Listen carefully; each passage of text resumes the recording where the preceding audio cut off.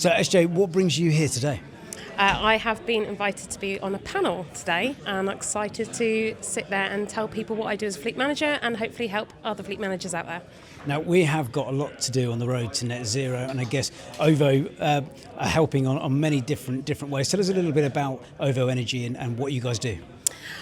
So we are an energy company, but my role is to transition our vans and our drivers over to EV as part of our Plan Zero pledge. Currently today we are sitting at 87% electric vehicles in our fleet. 87, that's fantastic. That's very impressive, and I see them all over the UK. So it's great to see. How has that been a challenge getting to that percentage? Of course, it's never going to be easy. This has taken us 4 years to get to this stage, so we started out at the beginning just like everybody else has to. But in 4 years we worked really hard with our drivers, with our management team, senior management team, OEMs, service providers like Webfleet. It's a collective effort really to get to where we are today. And I love what Webfleet do because they kind of go under the radar in a lot of respects, but they definitely help on the bottom line, but also just on the data. Why is data so important as we try and transition to electric vehicles?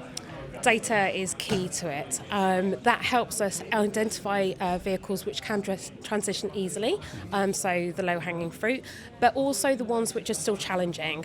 So people say that there's no charge points nearby, or the miles that they do in a day is too much. The data will help look at that.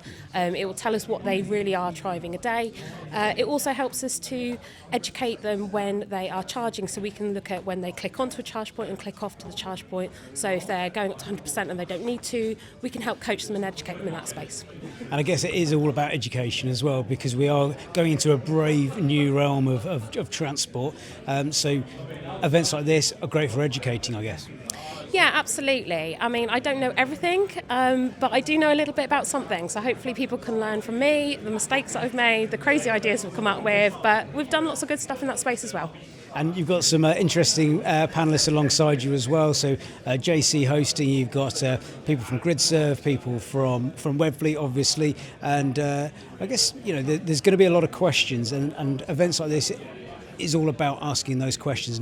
No question is too stupid at this stage of the energy transition. Absolutely not. We've all had to start off somewhere. When I started out on the journey 4 years ago, there wasn't many people around to help me and to talk to.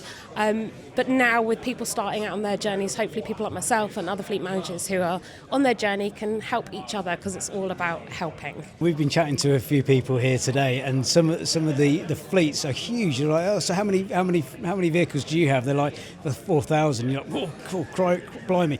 That is going to need a lot of data. That's going to need a lot of education, and it's great to see so many people in the room, so many experts, so many people wanting to know where we go.